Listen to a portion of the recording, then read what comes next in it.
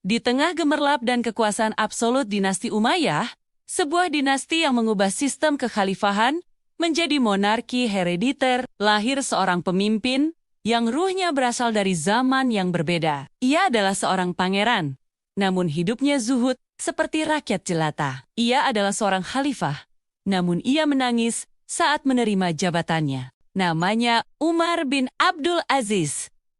Sejarah Islam memberinya gelar yang luar biasa.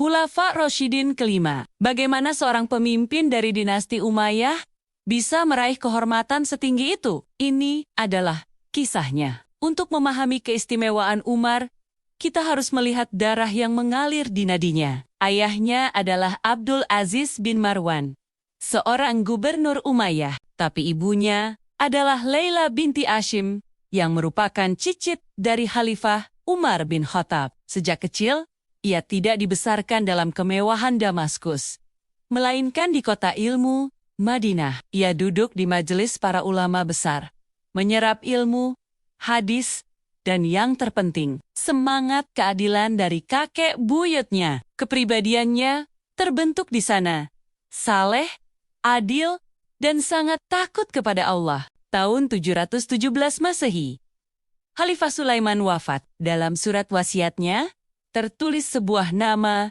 yang mengejutkan semua orang. Bukan putranya, bukan saudaranya, tapi sepupunya, Umar bin Abdul Aziz. Saat namanya diumumkan, orang-orang membayatnya, tapi apa reaksi Umar? Ia tidak tersenyum. Ia tidak merayakan. Sebaliknya, ia mengucapkan, Inna lillahi wa inna ilaihi roji'un. Bagi para pendahulunya, takhta adalah hadiah. Bagi Umar bin Abdul Aziz, takhta adalah musibah. Sebuah amanah yang begitu berat hingga membuatnya gemetar di hadapan Tuhannya. Revolusi akan segera dimulai. Hari pertama sebagai khalifah, Umar memulai revolusinya. Semua kuda mewah milik khalifah ia jual. Uangnya dimasukkan ke kas negara, Baitul Mal. Ia memanggil istrinya, sang putri khalifah, dan memberinya pilihan, pilih aku atau perhiasanmu. Keduanya tidak bisa berada dalam satu rumah.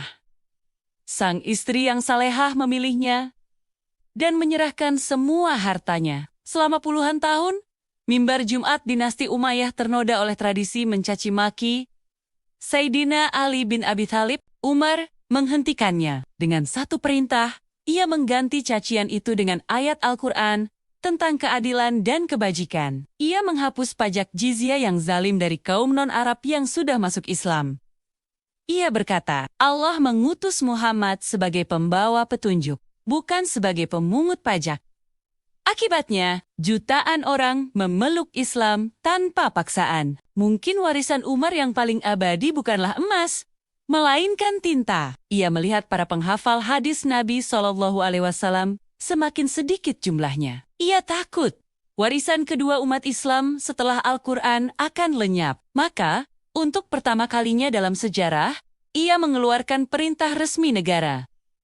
Kumpulkan dan bukukanlah hadis. Tanpa visinya, mungkin ribuan hadis tidak akan pernah sampai kepada kita hari ini. Pemerintahan Umar bin Abdul Aziz adalah masa keemasan, keadilan merata, sampai-sampai dikisahkan sulit mencari orang miskin untuk diberi zakat. Tapi cahaya keadilan yang ia nyalakan menyilaukan mata mereka yang terbiasa dalam kegelapan korupsi. Setelah hanya 2 tahun 5 bulan memerintah, sang khalifah wafat di usia muda. Umar bin Abdul Aziz wafat, tapi semangatnya tidak pernah mati. Ia membuktikan bahwa kekuasaan sejati bukanlah tentang berapa lama engkau memerintah, tetapi tentang jejak keadilan apa yang engkau tinggalkan. Terima kasih telah menyimak kisah inspiratif ini. Jangan lupa subscribe dan aktifkan notifikasi untuk konten sejarah Islam lainnya.